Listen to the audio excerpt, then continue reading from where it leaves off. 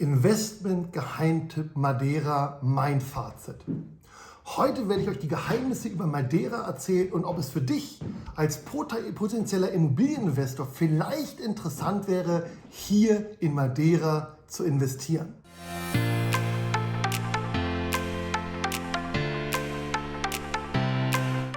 Madeira Eckdaten. Auf Madeira wohnen 250.000 Menschen, roundabout. Madeira ist ungefähr 1000 Kilometer von Portugal entfernt. Die Menschen sprechen hier Portugiesisch. Hier gibt es viele katholische Kirchen, also ist davon auszugehen, dass die Menschen hier überwiegend katholisch sind. Die Insel ist ehemalig vulkanisch, das heißt, hier ist alles ausgestaltet wie ein Hochgebirge. Du hast traumhaftes Wetter zwischen 19 und 26 Grad das ganze Jahr. Leider hat man keine Sandstrände und ein ganz wichtiger Hot Fact, Cristiano Ronaldo, den wir alle kennen, der ist hier 1985 in Funchal geboren. Das ist hier sozusagen die Hauptstadt auf Madeira. Heute habe ich den Dennis hier vom Immobilienkanal Immocubator. Und ich habe den Dennis quasi gefunden, als ich Madeira eingegeben habe und habe gefragt, wer kennt sich hier denn super aus mit dem Thema Immobilien und kann uns mal einen schnellen Überblick verschaffen, ob es sich lohnt, hier auf Madeira zu investieren und was Madeira zu bieten hat. Und da habe ich sofort den Dennis gefunden. Ich werde auch ihn und seinen Kanal nochmal unter dieses Video hier verlinken. Dennis, erstmal danke an dieser Stelle, dass er es... Ich habe ihn angeschrieben und er war gar nicht auf Madeira. Der hat sich sofort einen Flieger genommen und gesagt, cool, bin sofort dabei und zeige euch gerne mal, erkläre gerne mal ein bisschen was über Madeira und was mich persönlich hieran gefesselt hat und warum ich selber überhaupt hier bin. Was hat eigentlich der Dennis überhaupt mit Immobilien zu tun? Und deswegen werde ich jetzt gleich mal meinen Zepter an den Dennis weitergeben und er wird jetzt erstmal erzählen, warum ist er denn überhaupt hier auf Madeira und was fasziniert ihn eigentlich auf Madeira und was hat der Dennis eigentlich überhaupt mit Immobilien zu tun? Du bist dran. Danke Flo. Gerne, gerne. Danke fürs Intro. Ja, herzlich willkommen zusammen. Dennis von Immo Incubator. Falls ihr den Kanal noch nicht kennt, hat der Flo ja gesagt, wir den verlinken. Und ich bin seit 2012 in Immobilien investiert, habe meine erste Immobilie in Osnabrück gekauft, wo ich auch überwiegend Immobilien habe. Habe dann aber irgendwann mal in 2009 in South Florida in Tampa studiert. Und habe gesagt, so schönes Wetter, das möchte man ja gerne häufiger haben. Und da habe ich gedacht, wo kann ich denn in Europa, nicht zu weit weg, keine Zeitverschiebung, etwas finden, wo das Wetter durchgängig gut ist. Dann denkt man als Deutscher erstmal an Malle und denkt, ja, Mallorca, gutes Wetter, aber auch dort, sage ich mal so von April bis Oktober vielleicht. Und hier auf Madeira ist das Wetter wirklich Bombe das ganze Jahr. Ich bin hier über Silvester gewesen. Wir hatten 26, 27 Grad irgendwie über 3 Wochen und das war super, super Wetter. Und das heißt, ich habe was gesucht, wo das Wetter wirklich noch länger gut ist. Klar hat man hier auch mal einen Regentag dabei. Das heißt, also, es ist dafür immer noch eine Insel im Atlantik. Aber ein Hauptgrund für mich war natürlich das Wetter auf Madeira. Ich habe mir auch die verschiedenen anderen Inseln angeschaut, die auch gutes Wetter haben, wenn man da mal zu den Kanaren schaut. Also Gran Canaria, Teneriffa, Lanzarote, Fuerteventura, all die habe ich mir angeschaut und habe dann eine Liste mit Pro und Con gemacht und habe gesagt, welche von den Inseln kommen für mich als erstes in Frage. Und die Hauptgründe für Madeira waren wirklich, weil die Insel mir an sich am besten gefallen hat. Es ist also nicht zu heiß, nicht zu kalt. Es ist vielleicht nicht ganz so gut angebunden wie die anderen, aber trotzdem sehr gut angebunden. Selbst aus meinem Flughafen Münster-Osnabrück geht inzwischen ein Direktflug. Das heißt also... Aus Nürnberg auch. Ja, Direktflug Nürnberg, perfekt. Funchal, das war genial. Ist auch Corendon dann, glaube ich. Ja, Ne? 4 Stunden war ich hier, inklusive Zeitverschiebung. Also das war top. Ja, und aus Zürich gibt es die auch, das heißt, da fliegt dann die Edelweiss, das heißt, es ist super angebunden. Ansonsten über Lissabon mit TAP kommt man hier immer sehr gut hin und zurück. Klar, der Flughafen ist eine kleine Herausforderung, aber ich bin erst einmal durchgestartet von x-mal, die ich schon hier gewesen bin. Also da braucht auch keine Angst vor haben. Dann, was für mich natürlich reingespielt hat, wenn man irgendwann auf Madeira leben möchte, sind für mich die Lebenshaltungskosten wichtig. Und die sind hier auf Madeira nochmal eindeutig geringer als in Spanien. Also kann ich sagen, im Verhältnis zu Deutschland würde ich sagen, kannst du so 40% abziehen. So meine Erfahrung. Ja. Was mir aufgefallen ist, dass die Eiskugeln gewaltig sind hier. Ja, ich glaube, eine Kugel 1,70, ja. Ich habe gedacht, 1,70, verflucht ist das Eis hier teuer, bis ich dann einen Eisbecher gekriegt habe. Und habe gedacht, meine Güte, der hat mir jetzt quasi eine ganze Box quasi auf meine Waffel gepackt. Ja. Das war irre. Ich habe auch schon mal überlegt, 2 Kugeln zu kaufen, die konntest du dann kaum mehr tragen.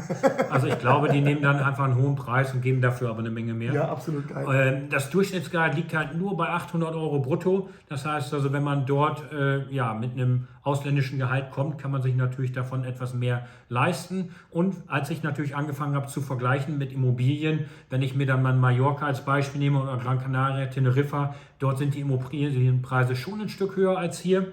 Und dementsprechend habe ich gedacht, ist hier noch mehr Potenzial. Es ist natürlich allen bewusst, Madeira war mal verrufen als Rentnerinsel und hier waren natürlich viele ältere Leute auch unterwegs. Aber ich glaube, da hat man auf jeden Fall jetzt eine Änderung vor sich. Ich habe auch geguckt, das Durchschnittsalter auf Madeira ist 43. Das Durchschnittsalter in Deutschland ist 47. Damit gehört Madeira sicherlich nicht zu den jüngsten Inseln. Was das Durchschnittsalter betrifft, aber auch nicht zu den ältesten. Also Deutschland ist definitiv älter, was das Durchschnittsalter betrifft.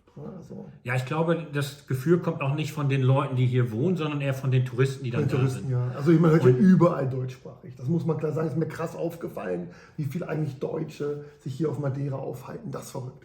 Also definitiv.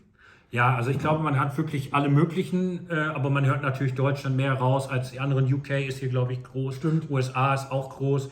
Aber du kriegst wirklich hier Gäste aus allen Ländern, weil das Klima natürlich angenehm ist. Das heißt also, wenn denen das auf Gran Canaria, Teneriffa zu heiß war, weil die da 35, 38 Grad hatten, dann kommen die lieber hierhin und haben gesunde 26, 27 Grad, die lassen sich gut aushalten. Das war für mich auch ein Punkt, wenn ich war auch auf den anderen Inseln, habe mir Immobilien angeschaut. Es gab weniger Wohnungen wirklich mit einer schönen Terrasse, mit einem schönen Balkon, weil ich gefühlt habe, auf Gran Canaria, Teneriffa, wenn die in ihrer Wohnung sind, dann wollen die, dass alles zu ist, alles abgeschlossen ist, die Klimaanlage läuft und dass die 20 Grad haben, weil schwitzen können sie draußen. Die wollen nicht zu Hause sitzen auf dem Balkon und schön die Aussicht genießen, wie wir sie hier haben.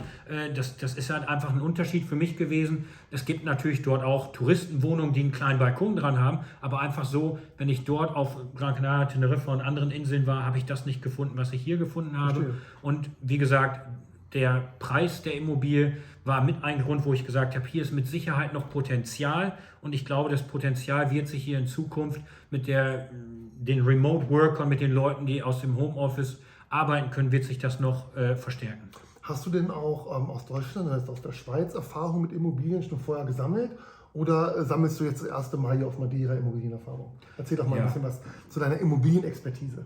Gerne. Also 2012 habe ich die erste Wohnung gekauft, einfach direkt nach dem Studium, um selber drin zu wohnen. Das war in Osnabrück, mitten in der Innenstadt. Cool. Ich bin zu Fuß zur Arbeit gelaufen und das waren damals noch Preise, davon kann man heute träumen. Ich glaube, die hat 1.100 Euro den Quadratmeter gekostet. Die hat sich inzwischen fast verdreifacht in Osnabrück. Und da war es so, dass der Hausverwalter war ein älterer Herr, der war 80 Jahre alt und der wollte nach Italien und der hat gesagt, will das nicht irgendjemand übernehmen, wäre schön, wenn das einer aus dem Haus macht.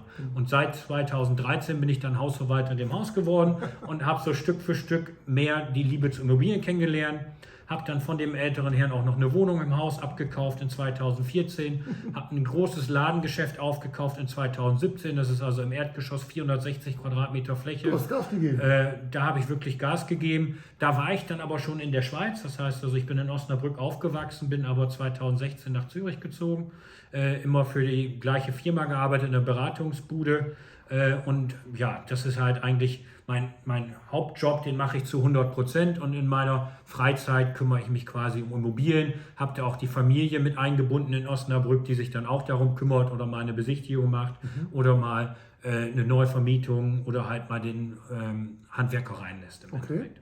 Und hast du jetzt in Madeira hier schon was erworben jetzt? Oder? In Madeira habe ich ein Haus gekauft. In dem Sinne, der Prozess läuft hier ein bisschen anders. Aber erzähl doch mal kurz den Prozess, das wäre cool. Sehr gerne.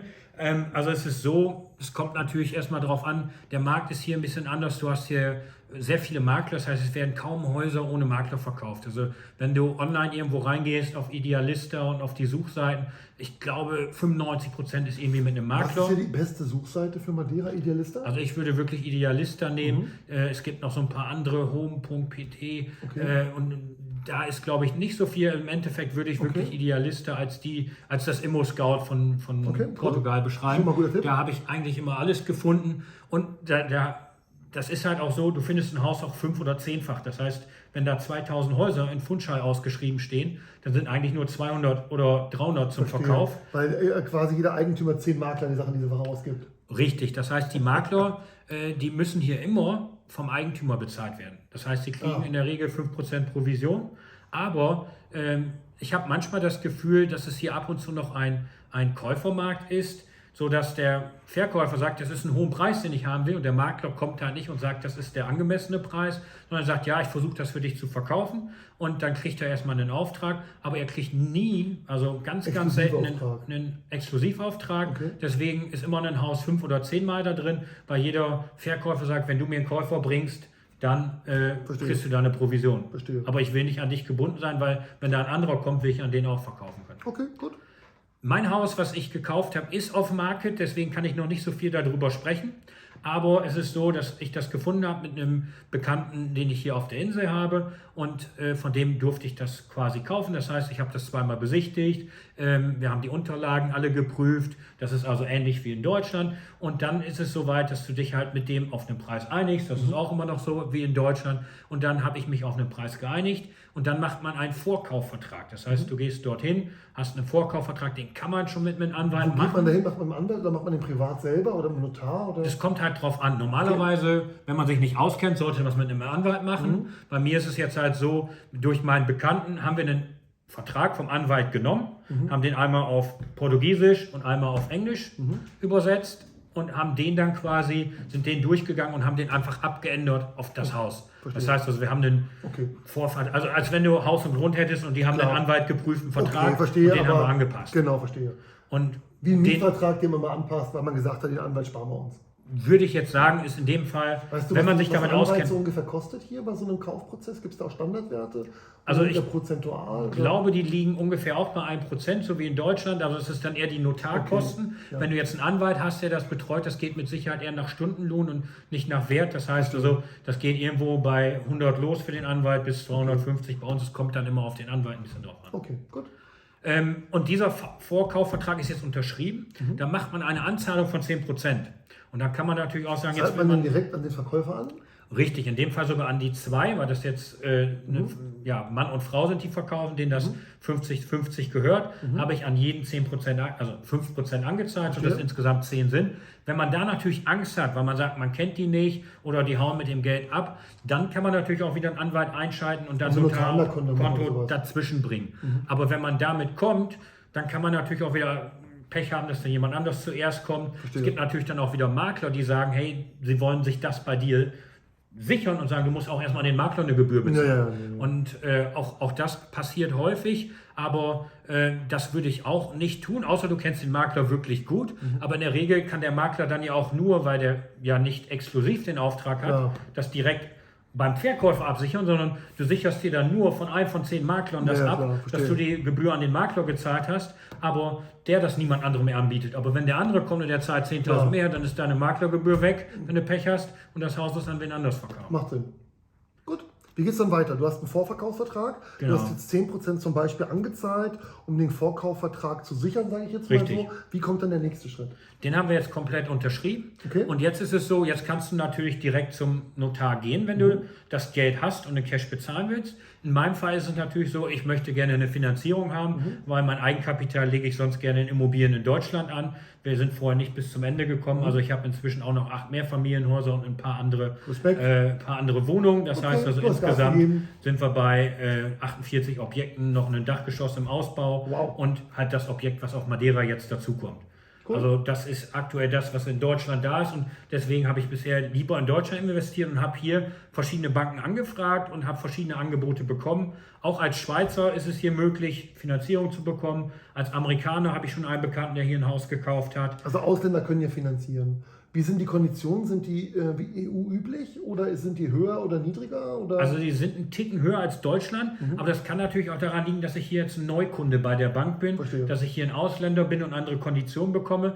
Also zumindest ist es beim Eigenkapitalanteil so, es geht von Minimum 20%. Das ist jetzt auch die Bank, die ich mir ausgesucht habe. Andere wollen 25, 30%. Es geht immer darum, ob das dein Erstwohnsitz oder dein Zweitwohnsitz ist. Ja. Beim Erstwohnsitz geht teilweise auch 10%.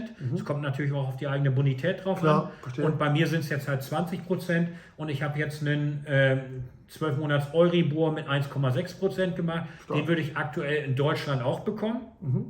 Aber wenn man auf die langfristigen geht, auf die 15, 20 Jahre, dann habe ich im Vergleich zu Deutschland noch einen Aufschlag gehabt. Cool. Aber es kann auch einfach sein, in Deutschland habe ich jetzt nochmal neu angefragt. Da haben die mir gesagt, liegen die beim 10-Jährigen auch schon bei 2,5. Naja, klar, steigen. Die steigen, das heißt, Aber aktuell trotzdem ist toll, natürlich... dass man als Ausländer überhaupt eine Finanzierung kriegt. Ganz in vielen Ländern, in den meisten Ländern ist es so, dass man als Ausländer erstmal ein Problem hat, eine Finanzierung zu kriegen. Ja. Ne, weil die können ja nicht auf dich zugreifen. Sondern die dingliche Sicherheit, das Objekt muss ausreichen für Sicherheit.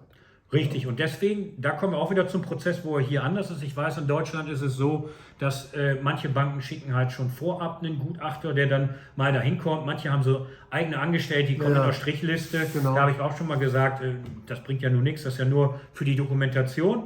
Oder es gibt Banken, die kommen dann hinterher nochmal und machen nach dem Kauf, weil sie dazu verpflichtet sind, nochmal eine Überprüfung. Das machen zum Beispiel meine Sparkassen, die kommen dann immer nach einem halben Jahr oder nach einem Jahr und überprüfen das nochmal. Hier ist es so, dass wirklich vorher ein Gutachter kommen muss, der kommt, wird von der Bank bestellt, den muss ich auch selber bezahlen. Das heißt, ich musste hier ein Bankkonto eröffnen, musste sogar eine Kreditkarte dazu nehmen. Also sie haben nur so komplette Konten, kosten irgendwie 5, 6 Euro im Monat das Konto. Das muss man dann schon bei der Bank machen. Dann zahlt man ein bisschen Geld ein, davon bezahlen die dann den Gutachter. Der hat jetzt 250 Euro gekostet. Das hält ja noch Grenzen, ja. Der geht jetzt dahin, also ich war selber nicht dabei, der ist jetzt mit meinem Bekannten vor Ort gewesen, weil die sprechen natürlich dann überwiegend Portugiesisch, da kann ich nicht viel dazu beitragen. Der überprüft dann das Haus. Erstmal ist es so gebaut worden, wie es in der Baugenehmigung auch steht. Das heißt also, dass alles legal ist und dass das Haus in Ordnung ist und das Haus auch wirklich diesen Wert hat. Und dann kommt halt die Bank und approved das Angebot. Das heißt, bevor ich überhaupt den Gutachter schicke, haben die erstmal geguckt, reicht meine Bonität aus? Dann kommt der Gutachter. Was musstest du und als der Gutachter- Bonitätsunterlagen selber liefern? Einfach letzten 3 Lohnzettel oder wollen die mehr sehen? Das ist wirklich eine interessante Frage, weil die haben andere Sachen angefragt als in der Schweiz. Das heißt also, wenn ich in der Schweiz was habe und in Deutschland finanziere, kenne ich meine Unterlagen Ja, klar. und hier gab es andere Unterlagen. Das Was heißt, haben die auch? der Klassiker sind die 3 Gehaltsnachweise, Genau. das auf jeden Fall. Ja. Dann wollen die einen Jahresgehaltsnachweis vom letzten Jahr, um zu sehen, dass es ungefähr gleichmäßig war. Verstehe? Dann wollen die letzte Steuererklärung. Okay. Und dann wollen die aber gar keinen Eigenkapitalnachweis, das interessierte die für den Fall nicht. In Deutschland wollen die meistens klar. einen Eigenkapitalnachweis. Und sie wollten dann eine Art Schufa. Das heißt aber Schufa nicht aus Deutschland, Okay.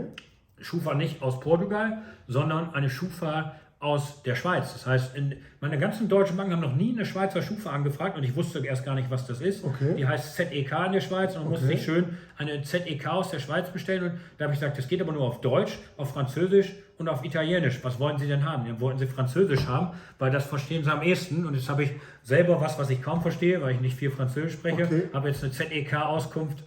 Französisch, okay. Genau, und so eine Selbstauskunft musst du halt auch klar. machen. Was zahlst du Okay. an Miete Klar. und so weiter und so fort. Okay. Aber das war es eigentlich. Die Unterlagen, die anderen vom Haus, die haben sie durch den Bekannten gekriegt, die kriegen sie durch den Gutachter. Das heißt also, der Prozess an sich, war ich überrascht, war aus meiner Sicht ein bisschen schlanker. Ich weiß nicht, ob da jetzt noch irgendwas nachkommt, aber aktuell war das für mich ein schlanker Prozess. Also bisher wartest du jetzt gerade auf deine effektive Kreditzusage sozusagen. Richtig. Und wenn die dann da ist, dann wäre der Prozess weiter, du gehst zum Notar Ja, und der zieht das Ding dann durch. Genau, das ist aber auch der Notar, der läuft hier ein bisschen anders. Das heißt also, die Kreditzusage, du kriegst dann nicht nur eine Zusage, du kriegst dann den Bankscheck über den Betrag. Du Okay. kriegst quasi den Bankcheck über den Betrag. Okay. Dann bringe ich meinen Nachweis mit zum Notar, dass ich schon mal die 10% anbezahlt habe. Okay. Und bringe entweder das restliche Geld für den Kaufpreis nochmal in Cash mit. Cash. Oder normalerweise, Geil. also Ja. macht man nicht, sondern das sind ja dann in der Regel höhere Summen. Das, was dann fehlt, das heißt, ich mache jetzt zum Beispiel die 80% Finanzierung, die 10% habe ich angezahlt, also fehlen noch 10%. Ja. Die kann ich jetzt in Cash mitbringen, macht aber nicht so viel Überweist Sinn, du halt, ja. sondern überweisen müsstest du dann ja auch an dem Tag, also du nimmst dann nochmal einen Bankscheck. Das heißt, bei deiner Bank, wo du finanzierst, Verstehe. legst du das Geld dahin, die blocken das auf deinem Konto, du nimmst dann 10% Bankscheck mit Über Scheck und läuft das hier. nimmst dann den Scheck von der Bank mit, die haben 80%, 10 sind angezahlt, nimmst die Nachweise auch mit, Verstehe. das musst du dann mit Klar. Notar nachweisen Klar. und bringst die 10% mit deinem Eigenkapital nochmal mit. Okay. Dann legst du das beim Notar dahin. Die haben bis dahin ihr Haus komplett ausgeräumt und bringen quasi zum Notartermin den Schlüssel mit. Also die müssen komplett alles raus. Ja, so wie du es abgestimmt hast. Klar, Ja, die ist ja Küche geil. bleibt bei mir Ja, drin. klar. Das heißt, also, du gehst zum Notar Okay, und cool. an dem Tag, wo du zum Notar gehst, legst du da das Geld hin, Okay. in Form von Scheck. Krass. Und oder du überweist halt an dem Tag Ja. oder einen Tag vorher, wenn du dir sicher bist. Und dann kommen die und bringen quasi die Schlüssel und dann Okay. geht an dem Tag, wo man zum Notar geht, auch Ist der das- Eigentum über. Okay, und der Notar kann dann sofort quasi da gibt es auch ein Grundbuch hier oder wie läuft das? Macht dann den Grundbucheintrag? Gibt es auch irgendwie ein Absicherungskonzept, dass die Leute nicht parallel zweimal die Hütte verkaufen können oder irgendwas? Ja, also soweit ich das verstehe, ich bin ja jetzt selber noch Ja. nicht da gewesen, ist es so, du gehst dorthin und der hat quasi Zugriff auf diesen elektronisch Okay. auf das Grundbuchamt Okay. und kann halt gucken, wer steht drin. Der guckt halt in dem Moment, okay, Verstehe. die beiden stehen drin und da ist jetzt nicht so wie eine Auflassungsvormerkung Okay, sondern gleich oder so zack, eine drin. Grundschuleintragung, sondern der trägt dann ein und wenn der dich einträgt, dann bist du halt in dem Moment eingetragen. Das ist jetzt nicht, dass es dann noch länger Es dauert. gibt quasi keine Auflassungsvormerkung, sondern der Prozess wird gleich finalisiert. Richtig. Aber du hast natürlich das Risiko immer, dass der angebliche Eigentümer mit deinen 10% durchbrennen könnte. Das Risiko hast du. Das habe ich jetzt in Kauf genommen, Weil du weil, kanntest die ja. weil ich den kannte. Aber und weil der normalerweise Verkäufer würde den man das kannte. mit einem Notar-Konto oder so sichern, dann könnte dir auch nichts passieren. Ja, Ne? aber soweit ich das hier bisher kennengelernt habe, ist es das, was man hier als Risiko eingeht. Das heißt also, wahrscheinlich gibt es 50% der vorsichtigen Leute, die das machen, aber der durchschnittliche Portugiese macht es das wahrscheinlich so, dass er die 10% anzahlt. Gut, auf einer Insel mit 250.000 Einwohnern kennt auch jeder jeden. Das heißt, du hast auch noch eine Sekundärsicherheit. Ja, Wenn der irgendwie es verkackt, dann weiß das jeder. Und wahrscheinlich hat er dann ja auch keine Freude. ja. Also ich glaube, das Risiko ist Wie überschaubar. ein Dorf ja im Prinzip. Ne? Wenn du ein Land hast, sag ich mal, eine Insel hast mit 250.000 Einwohnern, kennt jeder jeden. Ja. Das ist natürlich dann auch ein Absicherungskonzept. Das ist auf jeden Fall so. Also ich fühle mich immer wie so ein bisschen, wenn die Hauptstadt Funchal hier 110.000 hat und Osnabrück hat 160, 170, fühle ich mich so ein bisschen fast wie Osnabrück und dann halt ein bisschen Landkreis dazu. Cool. Aber ich habe es jetzt mal eingegangen, das Risiko, weil ich halt den Verkäufer nicht persönlich kannte, aber ihm vertraut habe durch den Bekannten, den ich habe. macht Sinn. Wenn es jetzt komplett fremd wäre und höhere Beträge wären als das Haus, was ich da gekauft Klar. habe, dann würde ich mir das mit Sicherheit absichern. Aber so habe ich gesagt, okay, das muss man mal vertrauen. In Zukunft werde ich mit Sicherheit einen Anwalt haben, den ich empfehlen kann und der das für eine gewisse Summe macht. Klar. Vor allem, wenn es dann höhere Summen sind und Klar. die Leute vorsichtiger sind, Klar. kann man besser, ich sag mal, 500 Euro ausgeben, Ja. die 50.000 Anzahlung abzusichern, anstatt die 50.000 zu Absolut, verlieren. absolut. So, erstmal vielen Dank. Jetzt haben wir den Kaufprozess verstanden und wie das hier auch läuft. Jetzt vielleicht mal ein paar Hard Facts. Der typische Mensch, der hier auf Madeira wohnt, ist der eher Eigenheimbesitzer oder mietet der seine Immobilie? Das ist Wie eine ist, gute Frage. wie ist hier so die bevorzugte Art und Weise, wie die Einheimischen leben? Wohnen die alle zur Miete? In Deutschland ist ja so, dass, ich sage mal grob gesagt, dass fast 60% zur Miete wohnen und nur 40% am Eigentum. Ja. Ist das hier ähnlich oder ist das hier anders? Ja, also es ist definitiv anders hier. Ich denke, die Quote liegt bei ca. 70%. Vor allen Dingen auf Madeira. Als ich hier hingekommen bin, war ja meine Idee, das, was ich schon kenne aus Deutschland, das mache ich hier einfach auch. Das heißt, ich fange mal mit einem kleinen Apartment an, weil wenn du Fehler machst, besser ein kleines kaufen anstatt ein Absolut. großes. Das heißt, ich kaufe mir für 100.000 ein Apartment und vermiete das fix an Locals. Habe einfach gesagt, okay, komm, 500 Euro im Monat, dann bist du bei 6.000 im Jahr, 6% Rendite ist doch ein guter Deal. Habe auch auf dem Flug damals, das ist letztes Jahr im März gewesen, direkt neben dem Madeira gesessen, lustigerweise, obwohl ich über Lissabon geflogen war, wie der Zufall das so will, der sollte seinen Covid-Zettel ausfüllen, ich habe ihm einen Kugelschreiber geliehen und dann habe ich mit dem komplett den ganzen Flug durchgequatscht und er hat mir Inputs gegeben und hat gesagt, an Locals würde er nicht vermieten und das finde ich schon mal spannend, wenn man das von sich selber dann sagt.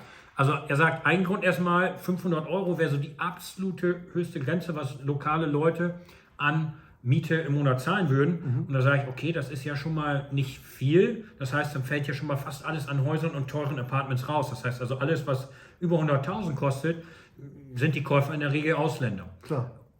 Und der entscheidende Punkt ist, er hat mir gesagt, wenn du 500 Euro im Monat Miete zahlen kannst, dann baust du dir ein Haus oder kaufst dir ein Haus. Er sagt, er hat sein Haus selber gebaut mit seinem Bruder zusammen, hat er ungefähr 80.000 Euro reingesteckt und hatte dann ein halbwegs vernünftiges Haus. Und deswegen arbeitet er in der Schweiz, um das abzubezahlen. Und das heißt also hier, wenn du 500 hast, dann kannst du auch wirklich eine Finanzierung von der Bank bekommen. Also hier muss er überlegen, wenn der Durchschnittslohn bei 800 brutto liegt, klar. wie willst du dann erstmal die 10% Eigenkapital sparen? Klar. Und dann noch 500 im Monat davon abgeben, ist schwierig. Das heißt, viele Leute, wenn hier Häuser drinstehen, Mein bekannter Makler, der hat gesagt, ein Haus für 300.000 kann ich dir einfach verkaufen, weil das geht an Externe, das geht an irgendjemanden aus dem Ausland. Wenn ich ein Haus für 100.000 habe, da kommen 100 Locals, erstmal, weil die nur besichtigen wollen, weil sie Langeweile haben. Okay. Also er macht dann 50 Besichtigungen und die wollen einfach nur mal gucken. Okay. Und die dann kaufen wollen, die kriegen die Finanzierung nicht. Das heißt, sie kriegen nicht mal die Finanzierung von 100.000, weil die Bank die Finanzierung nicht durchwinken kann, weil sie das Eigenkapital nicht haben, weil sie dann wahrscheinlich noch irgendwie das Auto auf Raten gekauft haben oder irgendwas anderes, weil woher soll das Geld gespart werden? Klar. Das heißt also, wenn, dann versuchen sie zu kaufen und ich glaube, das ist so mit das größte Investment. Das geht mittlerweile auch vielen Deutschen schon so, du, bei den Inflationsraten, die wir haben, ganz verrückt. Ja. Okay, also, verstehe. Das heißt, wenn, macht Vermietung nur an Ausländer Sinn? Das ist das, was musste mich selber für umstellen. Da habe ich gesagt, okay, jetzt muss ich nach was anderem schauen. Was macht denn Sinn? Und auch da muss man natürlich sagen, macht man da Kurzzeit, Langzeit, da gibt es verschiedene Optionen. Also aus meiner Sicht macht es überwiegend an Ausländer Sinn. Zusätzlich, ich kann das noch nicht bestätigen aus Erfahrung, aber auch mein Bekannter hier hat gesagt, die gehen mit den Sachen nicht so gut um. Das heißt also, wenn du die lokalen Leute hast, die gehen mit den, du machst hier häufig möblierte Vermietung, auch wirklich in der Langzeitmiete. Weil du halt die Sachen hast, schwierig auf die Insel zu bringen. Und deswegen, die gehen mit den Sachen nicht so gut um. Er sagt, nach einem Jahr muss er neu renovieren. Ups, okay, nicht gut. Und das dann nur bei 500 im Monat? Nee, macht keinen Sinn. Macht keinen Sinn. Okay, also die Zielgruppe ist dann eher quasi an Ausländer, sage ich jetzt mal, zu vermieten. Ist dann mehr Airbnb-Vermietung, also wirkliche Kurzzeitvermietung oder so 2-Monats-Vermietung. Hast du da schon den Heiligen Gral gefunden, was am rentabelsten ist? Oder was sind deine Informationen aktuell, was sich am meisten lohnt, ohne jetzt eigene Erfahrungen gesammelt zu haben? Ja, also ich habe mal auf AirDNA geguckt, da steht was von 70% Auslastung im Durchschnitt im Jahr und 65 € die Nacht, glaube ich, in Fundschal pro Nacht, die du da bekommen kannst.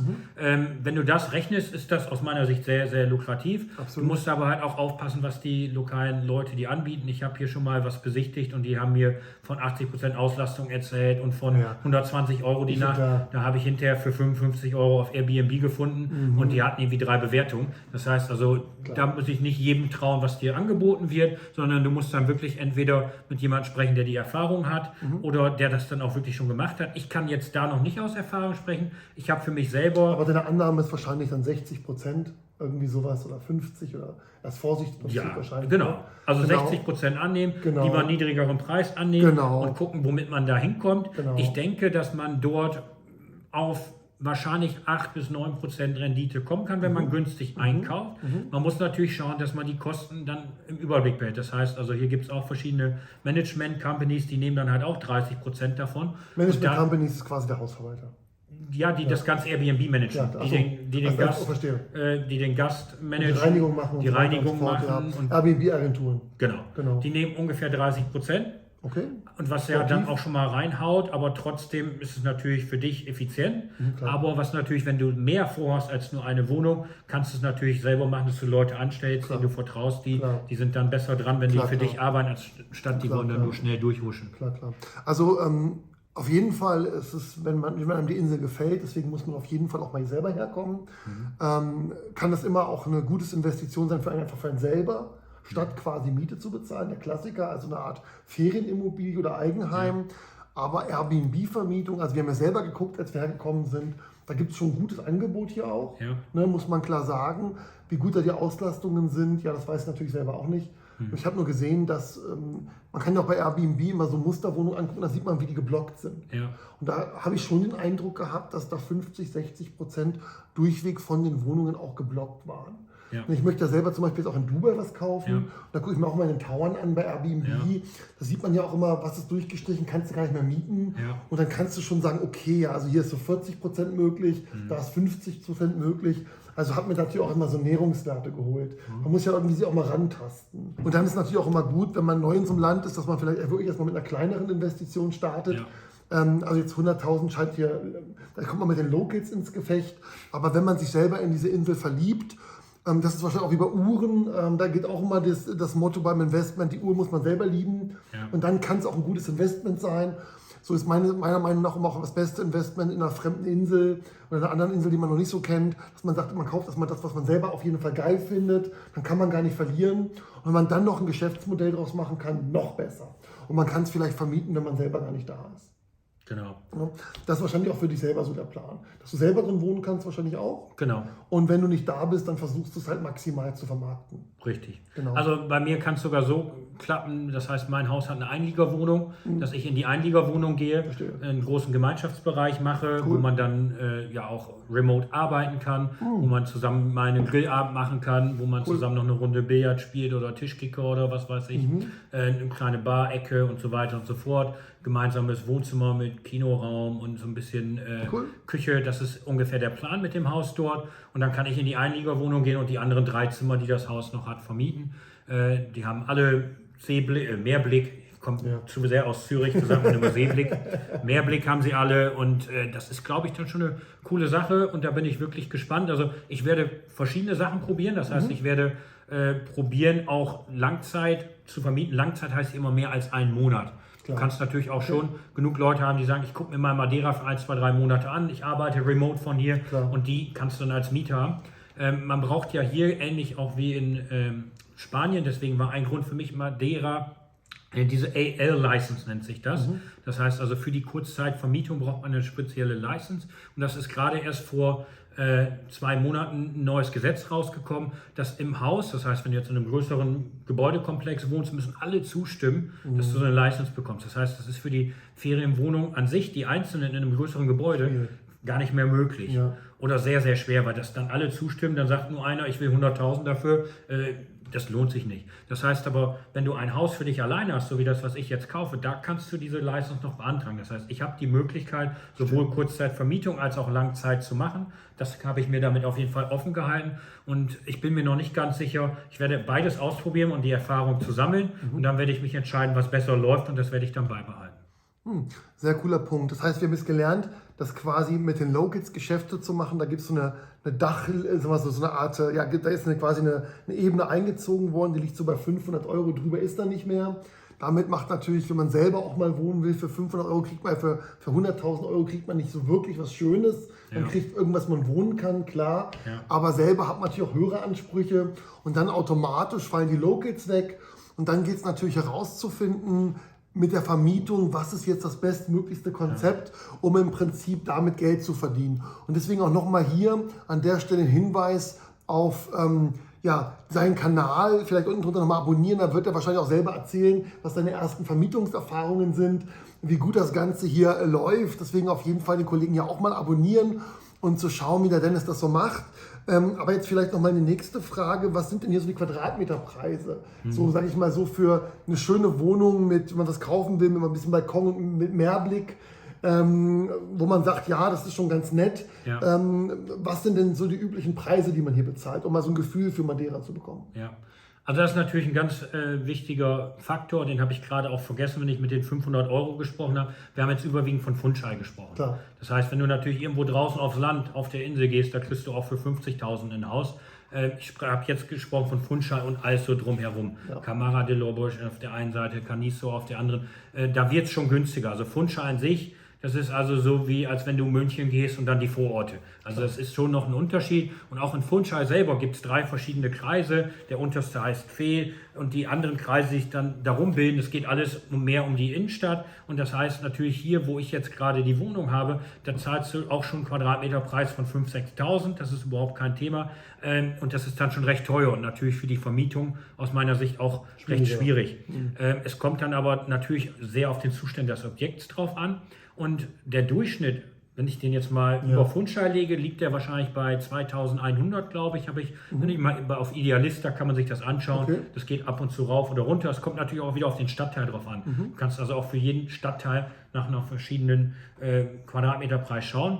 Aber die rechnen hier nicht so sehr nach Quadratmeterpreis wie wir, weil das auch nicht so sehr Quadratmeterpreis gebunden ist. Das heißt, die Miete, die du nehmen kannst, hängt viel mehr vom Objekt ab und nicht so sehr vom Quadratmeter. Das heißt, also wir sind es ja gewohnt, pro Quadratmeter einen Preis zu bekommen. Genau. 100 Quadratmeter Wohnung, Mietspiegel, 8 Euro, 800 Euro. Genau. Hier ist es aber nicht so sehr gebunden, vor allen Dingen nicht mal, wenn in die Ferienvermietung geht. Das heißt also, es ist viel wichtiger, hat das Haus einen Meerblick, hat es einen schönen Balkon dabei, weil die haben auch eine unterschiedliche Berechnung. Also eine Ausstattung und Meerblick. Das sind hier meist also die Kernmerkmale. Und nach der Güte des Objektes selber. Ja, das würde ich auf jeden Fall sagen. Natürlich ist dann die Frage, sollst du noch einen Pool dabei haben? Ist das dann dein eigener? Ist das vom Kondominium Verstehe. mit dabei? Das heißt, da gibt es Unterschiede. Und mein Haus, wenn ich jetzt rechne, liegt das irgendwie bei 1400, 1500 den Quadratmeter. Aber auf den Quadratmeter Wohnfläche. Das Haus hat aber noch 200 Quadratmeter on top, wo du quasi Terrassenbereich hast, wo du einen Kellerbereich hast, wo ich dann ja diesen ganzen Gemeinschaftsbereich draus machen will. Die Einliegerwohnung, alle, die rechnen die Sachen hier unterschiedlich rein. Das heißt also, auch die Terrasse wird in diese Wohnfläche halt nicht mit Also reingezählt. Miete ist ein bisschen individueller, je nachdem, welchen Wohnluxus du zu bieten hast, in Summe gesehen. Ja, auf jeden Fall. Das heißt, die Mieten sind auch nicht so vergleichbar. Richtig. Interessant. Wie sieht es denn aus? Gibt es hier irgendwelche Property Tax, also irgendwelche Gebäudesteuern, die man zahlen muss? In Deutschland haben wir ja die Grundsteuer, in anderen Ländern gibt es auch irgendwelche Property Tax. Ja. Wie ist das denn hier? Gibt es ja auch so eine Art Haussteuer, Grundsteuer, Objektsteuer? Ja, es gibt eine Steuer, die ist aber recht gering. Also ich habe sie jetzt selber noch nicht zahlen müssen, da ich hier noch kein Objekt habe. Die ist aber geringer als in Deutschland und aktuell aus meiner Sicht da wirklich zu vernachlässigen. Auch was man natürlich als Vorteil hat bei den Nebenkosten. Das heißt, also du hast keine Heizkosten. Das heißt, wenn du nicht ganz weit oben in die Berge gehst, zahlst du hier keine Heizkosten. Das heißt, also, ich habe hier keine Heizung drin. Das Haus, was ich kaufe, hat keine Heizung. Das heißt, die einzigen Kosten, die du hast, ist Warmwasser und Strom. Und Stromkosten, wie hoch sind diese? Strom. Gibt es da so eine Faustformel oder eine Idee? Das ist jetzt ein bisschen die Frage. Ich habe mich nur gewundert. Ich habe mal den einen Monat habe ich mal 90 Euro Strom gehabt, den anderen Monat 30 und 50. Das mag daran liegen, dass ich hier einen Whirlpool stehen habe und wenn der dann ordentlich gelaufen ist, das Wasser aufheizen und mein Warmwasser läuft auch über Strom. Das heißt, also ich hatte dann mal hier eine Familie zu Besuch und dann waren wir hier 6 Leute und wenn dann 6 Leute die ganze Zeit warm Wasser duschen müssen, der Whirlpool mit warmem Wasser gefüllt wird und dann noch immer wieder geheizt Dann wird, war's bei 90 Euro. Dann war ich bei 90 Euro. Okay. Normalerweise, und das ist hier eine 180 Quadratmeter Wohnung, liegst du da so bei 50 Euro im Monat, würde ich sagen, vielleicht 60. Und das ist auf jeden Fall günstiger. Du liegst so bei 10, 15 Cent pro Kilowattstunde wahrscheinlich dann irgendwie sowas. Ne? Ich denke um die 15. Ja. Aber da gibt es auch wieder unterschiedliche Tarife. Also wenn du viel verbrauchst, wird es teurer. Wenn du wenig verbrauchst, ist weniger. Das heißt, ich glaube, damit man die Leute dazu bringt, weniger zu verbrauchen. Das ist in Panama auch so. Ja. Da gibt es dann so ein bisschen sozialistisches Konzept, wenn du nur bis da und dahin verbrauchst, das heißt, du hast eigentlich keine Klimaanlage auf Deutsch gesagt, dann ist es super günstig. Wenn du aber über einen gewissen Satz kommst, dann springst du gleich von 50 auf 120 Euro so ungefähr, weil dann wollen sie dich bestrafen für diesen Luxus. Finde ich ein gutes Konzept. Das ist hier auch bei der Grunderwerbsteuer so. Die geht bis 110.000, ist das frei oder sehr gering. Ich hatte das vorhin nochmal nachgelesen. Ich kenne da, wie gesagt, den Erfahrungswert auch noch nicht. Da gibt es einen Rechner, wo man das eingeben kann und dann ist das auch gestaffelt. Das heißt also, je nachdem, wie teuer das Objekt wird, wird die Grunderwerbsteuer teurer. Und wie hoch hast du hier Maintenance Fee? Also quasi Abwasser, die Kommune oder was es da alles gibt. Also Wasser ist wirklich auch zu vernachlässigen. Ich glaube, ich bin so bei 5 Euro Wasser im Monat. Und mein Gas, weil ich jetzt auch noch einen Gasherd habe, sie wollten eigentlich einen Elektroherd einbauen, aber haben sie dann doch nicht gemacht. Also so ganz zuverlässig sind sie da auch nicht. Sind auch irgendwie 5 Euro Gas im Monat. Also das ist dadurch recht gering. Also wie viele laufende Kosten in Summe hast du jetzt zum Beispiel, das hast du ja angebietet, ne? Die Wohnung Genau. hier. Wie viele laufende Kosten hast du jetzt? Ich würde sagen, je nachdem liegt am Strom, aber nochmal 30 Euro fürs Internet, ist eine 100 Mbit Leitung, dann bist du irgendwie bei 100, 150 Euro im Monat, je nachdem, ob du sehr viel oder sehr wenig hast. Und das würde ich jetzt beim Haus auch nicht viel größer erwarten. Es kommt dann wirklich drauf an, wie ist die Warmwassergewinnung, ist die Elektro, ist die Gas. Dann hast du mehr Gaskosten oder hast mehr Elektrokosten, je nachdem, was du davon rein hast. Oder hast du halt einen Pool, den du irgendwie beheizen willst. Das ist natürlich immer Dann nochmal eine ganz wichtige Frage, wie ist denn hier Internetspeed? Hat man hier vernünftige Internetgeschwindigkeit? Was ist denn hier möglich? Ja, also ich habe hier Glasfaser direkt in der Wohnung. Das heißt also, du könntest bis einem Gigabit kannst du hier zu Hause kriegen. Ich habe mir jetzt erstmal gesagt, für 100 Mbit reicht. Wenn mehrere Leute da sind, dann hat es bisher gereicht. Wir haben ja schon mal mit 4 Leuten gearbeitet, alle in einer Videokonferenz und alle im Teams unterwegs und es war kein Thema. Und ist auch stabil? Ist absolut stabil. Ich habe noch keine Unterbrechung da gehabt. Krass. Und selbst mit dem Handy hast du 4, 5G. Das heißt, das ist auch eine vernünftige Verbindung. Meines Wissens nach geht auch die Leitung in die USA, geht durch Madeira. Das heißt also, die Verbindung zwischen USA und Europa geht durch Madeira und deswegen gibt es hier wirklich eine starke Internetverbindung. Das ist natürlich ein super Punkt. Ja, ich hoffe, wir konnten jetzt euch viele Fragen beantworten, noch Ideen zum Thema Investment in Madeira. Wie hoch jetzt genau die Rendite ist, wissen wir noch nicht. Schön ist, dass man natürlich auch finanzieren kann zu Zinssätzen, die eigentlich sich an europäischen bzw. an deutschen Zinssätzen auch messen lassen. Vielleicht 0,1, 0,2% höher. Dass man aber hier überhaupt eine Finanzierung kriegt, ist schon mal sensationell. Durchschnittliche Immobilienpreise in besseren Gegenden, haben wir gelernt, liegen so bei 2,1. Also auch etwas, was gut machbar ist. Ja, welche Renditen dann mit, ich sag mal, so Kurzzeitvermietung zu erzeugen sind. Da gibt es noch keine Eigenerfahrung. Werden wir dann aber wahrscheinlich hören in der anderen Videos, die dann der Dennis macht und sagt, okay, ich habe es jetzt geschafft, 10% Rendite zu machen oder vielleicht noch 5. Er nimmt an 8, hast du gesagt vorhin, so 7, 8 mit Kurzzeitvermietung und so 6 bis 7 mit Langzeitvermietung. Längere, genau, das sind so seine Annahmen. Ist doch schon mal ein guter Start. Und man, sag mal so, durch viele Beobachtungen, durch Eigenrecherche sagt, das ist so möglich. Und dann durch die Realität wird man ja dann als Besseren bewiesen, ob das so klappt oder wird verifiziert oder falsifiziert, wie man das so schön sagt. Und ich hoffe, wir konnten euch jetzt viele Informationen zu Madeira liefern. Vielleicht hast du noch irgendwie so ein, was du am Ende noch mitgeben willst oder was erzählen willst, wo du sagst, das muss man eigentlich noch wissen, wenn man hier ist oder so. Also ich würde sagen, kommt einfach mal vorbei, schaut euch das Ganze mal an. Ich bin hier auch gerne bereit, euch mal hier auf einen Kaffee zu treffen und mit euch eine Runde zu quatschen oder mal ein bisschen die Insel zu zeigen. Was wir wirklich noch vergessen haben, ist, hier sind wirklich jetzt eine Menge junge Leute, die seht ihr nicht unbedingt in den 4- und 5-Sterne-Hotels, da seht ihr auch mehr Rentner. Aber hier ist die ganze Digital Nomads, nennen die sich. Das sind also Leute, die von der Ferne aus arbeiten können und jeden Tag, wenn ich hier, also hier gibt es keinen Tag, wo nicht irgendein Event von denen ist und dann sind hier 100, 200 Leute, 300 Leute von denen unterwegs. Das heißt, man kann auch hier eine Menge junge Leute treffen und ich kenne noch keinen, der mich hier besucht hat im letzten Jahr, der nicht gesagt hat, er kommt unbedingt wieder. Die anderen Leute haben schon, während sie hier waren, schon wieder fürs nächste Jahr oder für die nächste Buchung schon wieder gemacht.